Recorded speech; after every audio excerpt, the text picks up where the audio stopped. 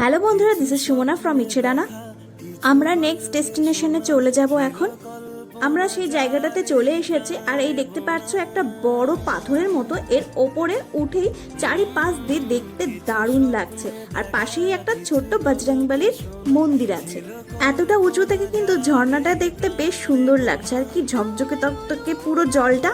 আর আমরা এই ঝর্ণার কাছেও খুব তাড়াতাড়ি যাব।